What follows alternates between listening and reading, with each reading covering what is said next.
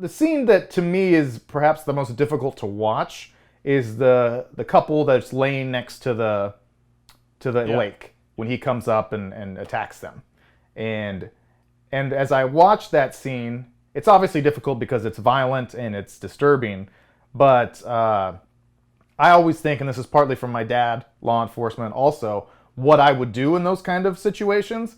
Do you ever put any thought into what you would do if you were approached by a violent man with a gun while out in the middle of nowhere with your lady? I think it depends on the situation.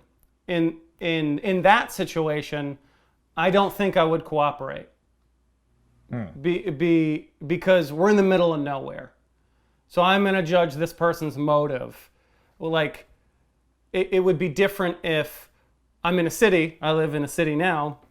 We're walking home one late night, and a guy says, give me your purse with a gun. Like, okay, give him the purse. Like, that's his motive. His motives are just, he's probably a drug problem or whatever. He just wants the money, and he'll probably leave.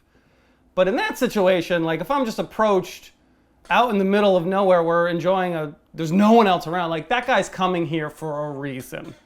And it's not for your car or your wallet or whatever. Like, he's looking for something else. So I think in that situation, I would fight that person and then be murdered.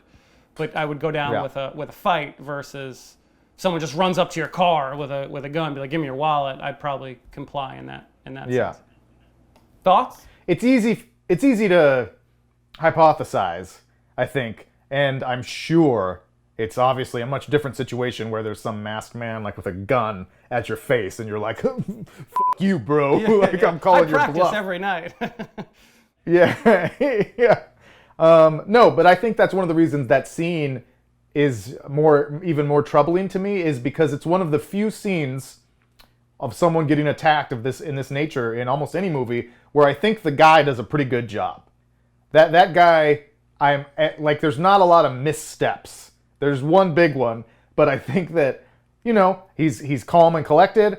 The guy says, give me your keys, give me your wallet. I think I'd probably do that too at that point. The guy's got a gun at you, but he's not freaking out. He's not, oh God, please don't hurt. He says, okay, yeah, man, whatever you need, just take it. We're cooperating. Because that's what you try to do. You try to get rid of that person. Yeah. Like, whatever it takes to get this guy to go away. Let's take him at face value. He wants our shit. Here you go. But then the guy says, like, tie him up. And even in that situation, I literally tell my girlfriend, I was like, if anybody ever fucking tells you to tie me up, like, you fake that. Like, make that person come and investigate. But so she starts to tie him up, right? And at that point, he's still like, okay, this guy's just going to take our stuff, which is still fine. You probably don't assume someone's coming to murder you. For the thrill of murdering you. But then the part I don't like is when he comes and ties up the woman, that guy just sits there. The Zodiac is between him and the lake at that point. And you still got your legs. People, learn how to kick. That's the main thing I want to tell everybody is in your life, don't depend on your arms to fight someone off. Legs are way more powerful. You kick somebody, you could fuck somebody up. You kick somebody in the head, that's going to ruin their day. So I would just say I would have kicked him in the lake.